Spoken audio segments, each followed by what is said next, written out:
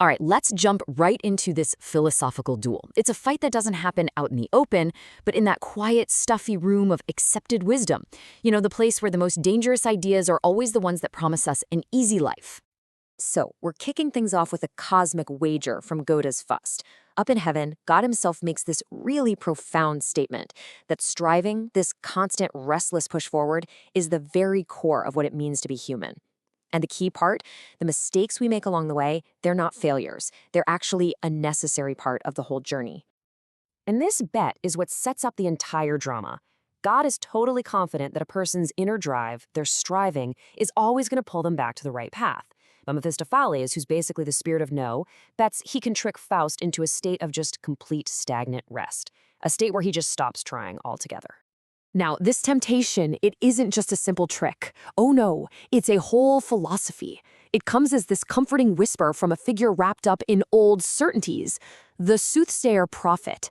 And what he's offering is a complete escape from the very struggle that God says is so important.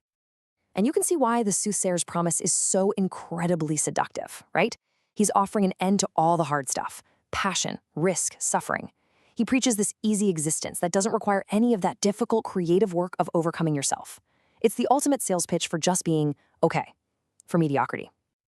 And this ideal, it has a name: the last man. And this isn't a hero. This is the final stage of human decay.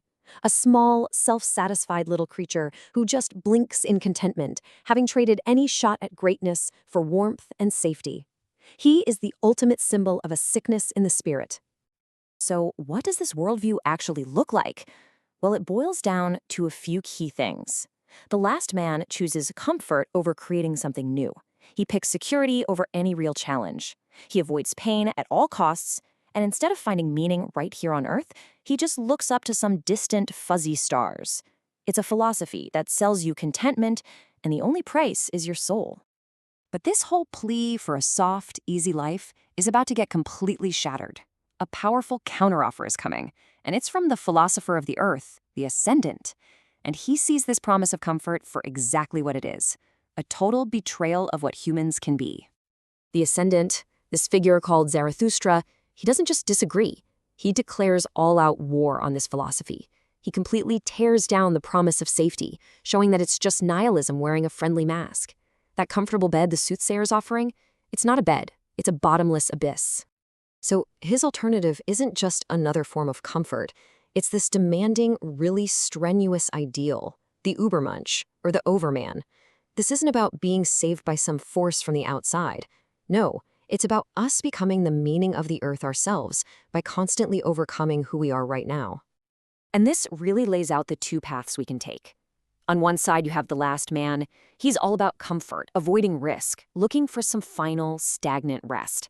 And on the other, you have the Ubermensch, embracing the struggle, creating meaning right here on this earth with the never-ending goal of self-overcoming. So the really crucial point here is this: security is an illusion. According to this philosophy, humanity is stretched out like a tightrope over a giant abyss, that gap between what we are and what we could become. To just stand still isn't safe. It's to fall and become nothing. You know, these two opposing ideals of comfort and striving, they're perfectly mirrored in the journeys of two absolutely monumental figures, and both of them are defined by their relentless, restless search for something more. Both Faust and Zarathustra completely reject stagnation. They can't stand it. But their paths split in a really important way. Faust's striving is ultimately aiming for a divinely approved salvation. He's saved from above. Zarathustra, though, demands that we forge our own salvation, our own meaning, right here on this earth, with our own two hands. So this brings us to the final, critical question. If we say no to the soothsayer's comfortable lie, then how do we actually cross that abyss? How do we live this demanding ideal in the real world? The journey is a profound transformation. It starts with what's called the hour of longing, that deep, painful ache in your soul for something more than just being safe. Then, that ache gets transformed into a frenzy of creation, which is this powerful, chaotic storm of will. And that's what gives you the strength to finally take the risk and cross over. And that is the ultimate act. It's about taking that deep longing and launching it like an arrow toward your highest potential. This act of creating the future despite the risk, of scorning those soft pillows of security, That is how you cross the abyss that is mankind. So we're going to leave you with this provocative thought. The real choice isn't between good and evil, not in the old sense. It's between the slow, comfortable death of the soul in mediocrity and the difficult, painful, but ultimately meaningful life of self-creation. You are a rope stretched over an abyss. The only real question is what meaning you're going to create as you make your way across.